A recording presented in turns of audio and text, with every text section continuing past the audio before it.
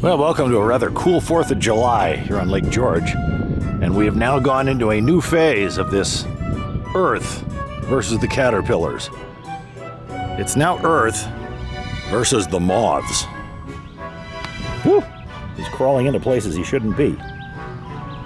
So if you're watching on any kind of device with any kind of resolution, you can see the absolute huge number of gypsy moths that are out flying around out here right now. It's kind of crazy, and they land on you and they fly away, and they're pretty harmless. I mean, the woods here is just chock full of them. They tend to blend in. Here's a scrum around this tree. There must be a couple of girls on the trees. There's just millions of them, so you don't want to do too much mouth breathing. Wait, they do seem to like the boat trailer. Just as in our world, this is where all the trouble happens. The female is in the white. The male is brownish. Female doesn't fly. The male does. And they're exchanging genetic material, if you get my drift. So this done a million times, as is going on right now in the woods, and we've got a gazillion more caterpillars for the next time. And here is the next time. Here's the female. She's done laying eggs, and she's probably pretty comatose. And there are that light tannish stuff behind her wings is a million new eggs set to hatch out for little tiny caterpillars. And it's almost hopeless to think that we can actually do something about this. Here's another female gypsy moth laying another pod of eggs here in the one of the little recesses of the garage. Well, there's something about me that these guys are attracted to. I must smell like a moth. They like my flannel shirt. There is new green growth sprouting on our worst ravaged trees here. So that's a very hopeful sign. And that was kind of predicted by people in literature that describes the life cycle of the gypsy moth caterpillars. They're flying through the picture here. So when a catastrophe of this magnitude strikes Earth, we have to bring in special weapons. There's a moth trying to land on the camera right now. Special weapons, I say. And what is it? The bug zapper. All right, let's see what we've gotten ourselves into here. Instructions. Proper guys don't read those. We just do it. Okay, there she is. So I'm going to temporarily move one of our little bird apartments in the sky because, frankly, nobody's moved in yet, and replace it with the light of doom. And let's see if these guys are attracted to this during the day. Okay, here we go. Earth is going to declare its second Independence Day. There.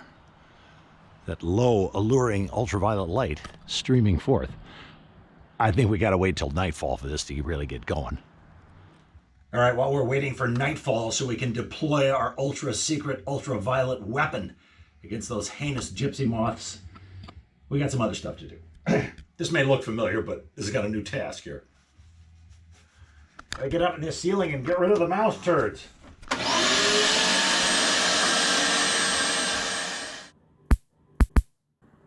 All right, you can kind of see the this little device working here. It's got quite a bit of action, bugs flying around it and everything. And they occasionally fly in there and get zapped. But the question is whether it actually will clear the entire property here of moths, and it certainly, that's questionable. Well, it's pouring rain outside, and that means that the moths have got to hide someplace, and why not the nearest glass sliding window?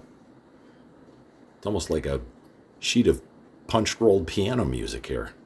Ding ding ding dong, ding ding ding dong, ding ding ding ding ding, ding ding ding ding ding. So after a night of operation, we got to open this thing up and clean it out. I find out if I blow through the screen here, I can kind of get rid of some of the stuff. But you got to open the bottom and let some of the, dare I say, moth carcasses out. There we go.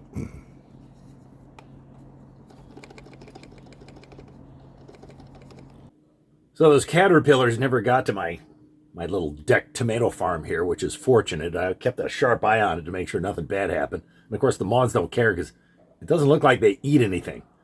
So it looks like the world has been saved for another day.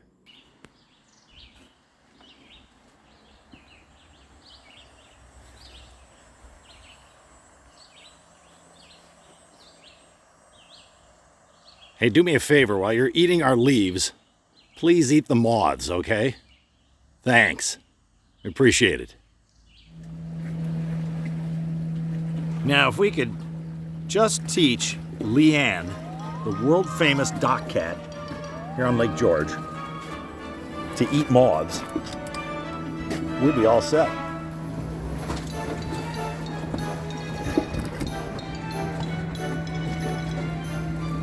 Here's some more.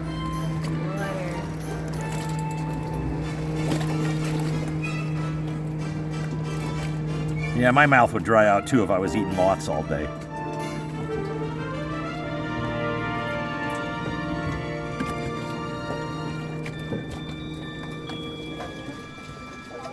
Good night, everybody.